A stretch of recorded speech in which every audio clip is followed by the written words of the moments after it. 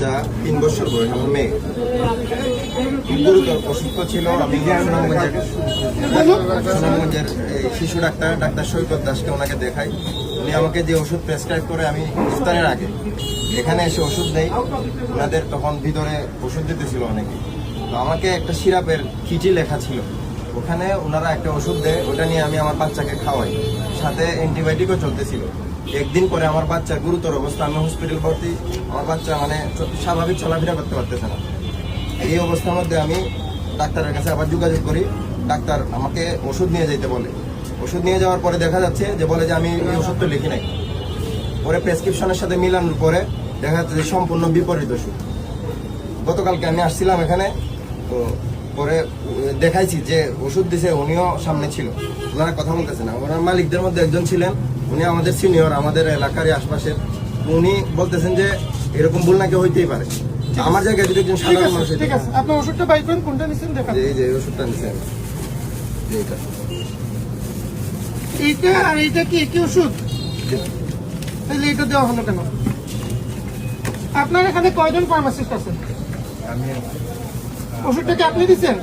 কে দিছে আপনাকে ওষুধ? ওই ছেলেটা এখন এখানে নাই। বাকিটা কি ফার্মাসিস্ট? তাহলে তারা কি ওষুধ দেয়? কেন তারা ওষুধ দেবে? তারা তো ভুলভাল দিবে, উল্টা পাল্টা দেবে। ফার্মাসিস্টের আপনি কেন রাখবেন? নিয়ম কি? নিয়ম কি? তারা আপনাকে হেল্প করবে, কিন্তু তারা আপনাকে হেল্প করবে, কিন্তু ওষুধটা দিবে কে? ডেস্কে কে বসবে? ফার্মাসিস্ট। ওষুধটা ফার্মাসিস্টে হাত দিয়ে যাবে, কিন্তু নন ফার্মাসিস্টে হাত দিয়েছে। এর জন্য আমরা বলি যে ফার্মাসিস্ট থাকতে হবে।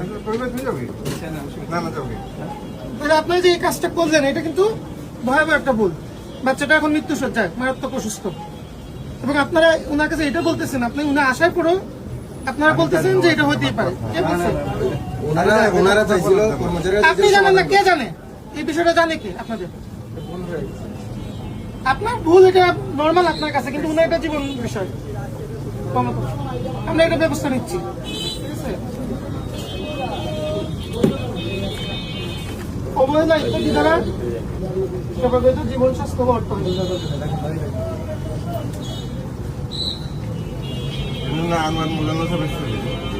তারা চাইছেন সমাধান করতে, তাছাড়া আমি ভালো ঠিক আছে তাই না করা। আমি জানতে চাচ্ছিলাম,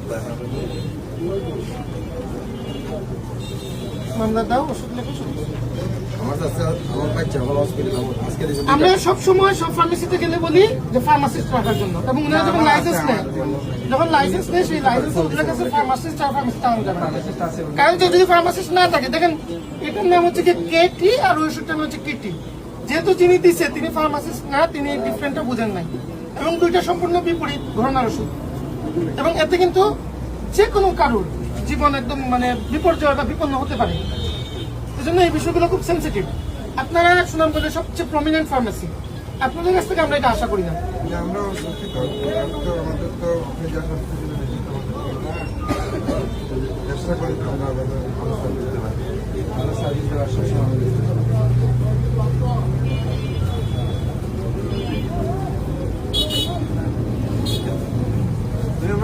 আমি আশা করি উনি কি আপনাকে খুঁজে বাইর করবে? আসছে তো, উনি তো আসছে। থানায় হয়েছে সন্ধ্যার পরে যাওয়ার লেগে, সেও গেছে না, গুরুত্ব দিল না। আমরা তো কল দিছে না, তারা আমি কল দিছি না, তারা আইছে না। আমার ডিউটি আমার ফোনটা রাখতে নষ্ট হয়ে গেছে, আমি সকালে আচ্ছা, এখানে আপনি